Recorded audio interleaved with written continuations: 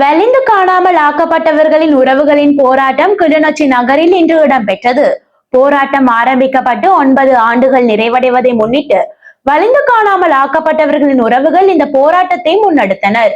கிளிநொச்சி நகர் சித்தி விநாயகர் ஆலயம் ஊன்றலில் ஆரம்பமாகிய போராட்டம் ஏனையின் வீதியினூடாக பேரணியாக சென்று டிப்போ சந்தியில் உள்ள மீனாட்சி அம்மன் ஆலயம் ஊன்றலில் நிறைவடைந்தது.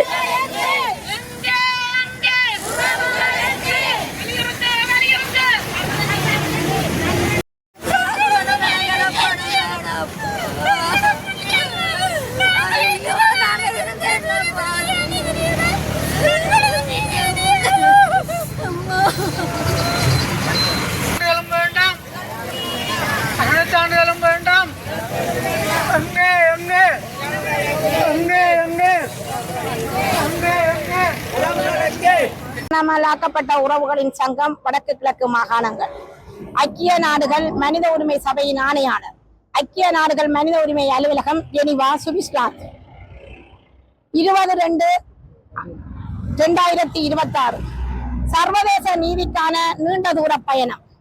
வடக்கு கிழக்கு வலிந்து காணாமல் ஆக்கப்பட்ட உறவுகளாகிய நாங்கள் யுத்தம் முடிவடைந்து 16 வருடங்களை கடந்தும் தொடர்ச்சியாக தொடர் கவனஈர்ப்பு போராட்டத்தை கிளிநொச்சி மாவட்டத்திலே கந்தசாமி கோயில் முண்டலில் 22-2017 அன்று ஆரம்பிக்கப்பட்ட போராட்டம் இன்றுடன் 3287 நாட்களை கடந்தும் எந்தவித பதிலும் நீதியும் கிடைக்கப்பெறவில்லை. நாம் தள்ளாடு முதிர்ந்த வயதிலும் நாம் தொடர்ந்து போராடி வருகின்றோம். பிள்ளைகளை தேடி அலையும் தாய்மார்களாகிய எங்களின் கண்ணீருக்கு என்ன பதில்? மீண்டும் சர்வதேச நாடுகளுக்கு நாம் வலியுறுத்துவது, யுத்தத்திற்கு முன்பும் பின்பும் எமது தமிழ் இனத்துக்கு நடைபெற்ற இன ஒடுக்குமுறையின் மிக உச்சபட்சமாக 2009ஆம் ஆண்டு நடைபெற்ற இறுதி யுத்தத்தின் போது முள்ளிவாய்க்காலில் நிகழ்ந்த இன அழிப்பு இதுவரை நீதி கிடைக்கவில்லை. நாமும் மனக்கண் முன்னே பார்த்து சொல்லன்னா துயரத்தை அனுபவித்தோம். அது மட்டுமன்றி இன்றும் இன ஒடுக்குமுறைக்கு நீதி கிடைக்கவில்லை. அண்மையில் நிகழ்ந்த இயற்கை சீற்றம் காரணமாக டிட்வா புயலில் ஏற்பட்ட பேரழிவுக்கு சர்வதேச நாடுகள் காட்டிய அக்கறை போல ஏன் ஒரு நாட்டின் போரின் போது ஆயிரக்கணக்கான அப்பாவி பொதுமக்கள், சிறு குழந்தைகள், கர்ப்பிணி தாய்மார்கள், இளைஞர்கள், யுவதிகள், வயது முதிர்ந்தவர்கள் கொன்று குவிக்கப்பட்ட போது அமைதி காத்தார்கள். அப்போது நடைபெற்றது மனித உரிமை மீறல் இல்லையா? உங்களின் மனித உரிமைகள் செயற்பாடுகள் அன்று ஏன் அமைதி காத்தது? யுத்தம் முடிவுக்கு வந்த பின்பு சரணடைந்தவர்கள் பல்லாயிரக்கணக்கான சிறு குழந்தைகளுடன் குடும்பமாகவும் இராணுவத்தின் கையில் ஒப்படைக்கப்பட்டார்கள். பல ஆயிரக்கணக்கானோர் வடக்கு கிழக்கு இராணுவ கட்டுப்பாட்டு பகுதியில் வைத்து கடத்தி செல்லப்பட்டார்கள். வெள்ளை வானில் கடத்தி செல்லப்பட்டார்கள். விசாரணைக்காக அழைத்து செல்லப்பட்டவர்களுக்கும் என்ன நடந்தது, அவர்களை என்ன செய்தார்கள் என்பதனை யுத்தம் முடிவடைந்த பின்பு ஆட்சிக்கு வந்த 5 அரசுகளிலும் எந்த அரசும் இதற்கான பொறுப்பு கூறவில்லை என்பதை நாம் திட்ட தெளிவாக கூற முடியும். ஏனென்றால் அவர்கள் குற்றத்தை ஏற்றுக்கொள்ள மாட்டார்கள், தமது இராணுவத்தை காட்டிக் கொடுக்க மாட்டார்கள். இரண்டும் நடைபெறாத இடத்தில் எப்படி பொறுப்பு கூறல் நடைபெறும்? சர்வதேச சமூகத்திடம் நான் கேட்டுக்கொள்வது, கண்டுபிடிக்கப்பட்ட மனித புதைகுழிகளில் இருந்து எடுக்கப்பட்ட மனித எச்ச எலும்புக்கூடுகளுக்கு முறையான சர்வதேச நிபுணத்துவர்களின் பங்களிப்புடன் ஆய்வுகள் மேற்கொள்ளப்பட வேண்டும். குறிப்பாக புதைகுழிகள் பல மூடப்பட்டுள்ளன.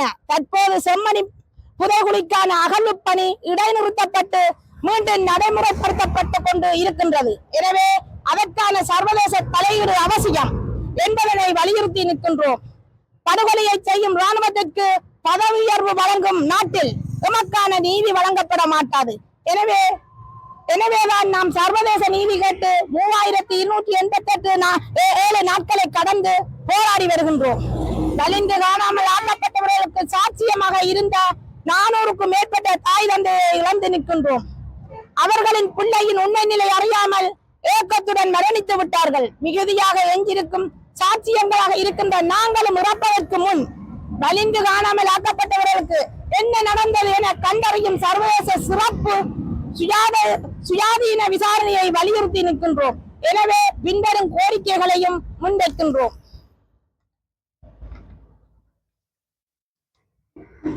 அதில் ஒன்று, வலிந்து காணாமல் ஆக்கப்பட்ட உறவுகளுக்கு சர்வதேச நீதி வேண்டும். அரசியல் கைதிகள் நிபந்தனையின்றி உடனடியாக விடுதலை செய்யப்பட வேண்டும். நடைமுறையில் இருக்கும் பயங்கரவாத தடை சட்டத்தையும் அத்தோடு புதிதாக அமல்படுத்த இருக்கும் பயங்கரவாதத்தில் இருந்து பாதுகாக்கும் சட்டங்களும் 2 சட்டங்களும் உடனடியாக நீக்கப்பட வேண்டும். ராணுவ முகாம்கள் வடக்கு கிழக்கில் மூடப்பட வேண்டும். வடகிழக்கில் மனித புதைகுழிகள் அகழ்வு பணியை கண்காணிக்க சர்வதேச நிபுணர்களின் தலையீடு வேண்டும்.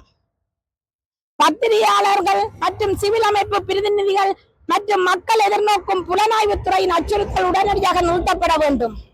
பௌத்த மயமாக்கல் நிறுத்தப்பட வேண்டும். எமது தாயகத்தில் பல சுரண்டல்கள் நிறுத்தப்பட வேண்டும். அனைத்து வகையான தாயகத்தின் மேற்கொள்ளும் ஆக்கிரமிப்பு நடவடிக்கைகள் நிறுத்தப்பட வேண்டும்.